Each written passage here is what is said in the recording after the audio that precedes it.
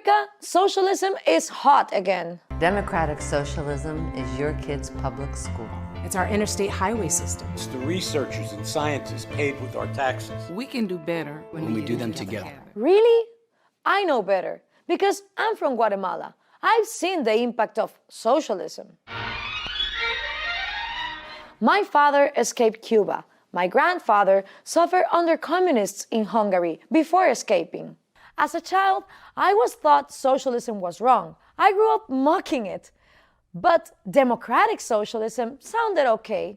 It made sense to me that government should take care of the economy. It's complete anarchy. But then I watched socialism fail in Latin America. No hay nada. I learned that every time a country started down the socialist path, it failed. When Castro came to power, people were excited. They cheered. He was going to help the poor and make everyone equal. But the result? Sailing for freedom aboard an old green Chevy truck. Hundreds of thousands fled Cuba. Here, in Little Havana in Miami, Cubans who escaped are eager to remind people how bad life in Cuba had become. This man's father was a doctor. My father had to sell illegal meat out of his ambulance in Cuba because the government wouldn't pay him enough. I mean, Cuban doctors earn like less than 1% than American doctors. You don't see any future. Everything is stagnated. Healthcare, education, nowadays they're in ruins. I tell the Venezuelan, my Venezuelan friends, we warned you guys. Esta es la hora del pueblo bolivariano. Venezuela did not listen. They followed Hugo Chávez down the socialist path. De las grandes riquezas que hay que distribuirlas por igual, de manera equitativa. Chávez's promises impressed American celebrities too. Fascinating guy. This is you and Hugo Chavez.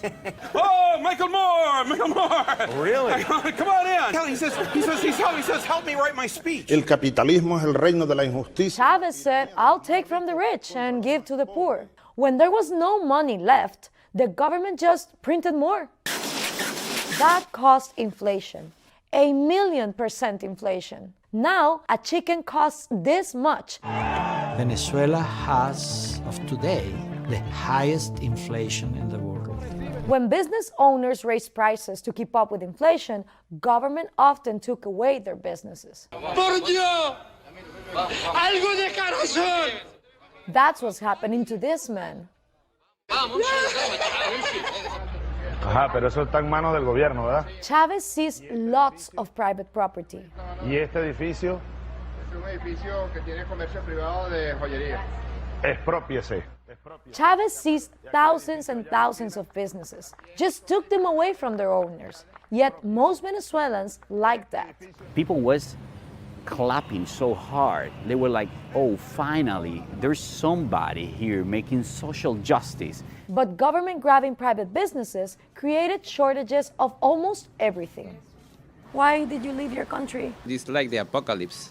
It's no food, no medicine. How do you feel when you see other countries with the same mistakes that Cuba has made for the past decades? Terrible. Michelle Ibarra escaped Cuba and says Venezuela should have learned from Cuba's failure. People in other countries in Latin America, they will blame anything else besides socialism. Blaming socialism for Venezuela's riches to rags story is grossly misleading. There are plenty of socialist countries that look nothing like Venezuela. When I talk about democratic socialism, I'm not looking at Venezuela, I'm not looking at Cuba, I'm looking at countries like Denmark and Sweden.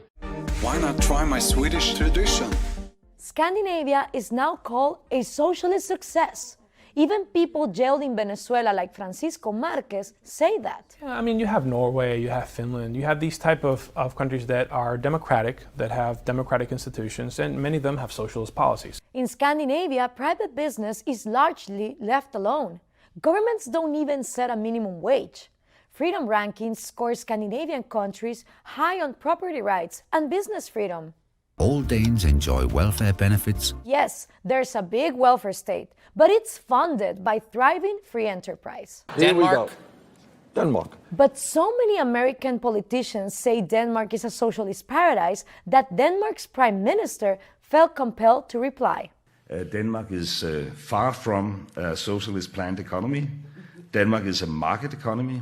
So, if Scandinavia is not socialist, where has socialism ever worked? Nowhere. What would you say to the Americans that like the idea of socialism and support it here?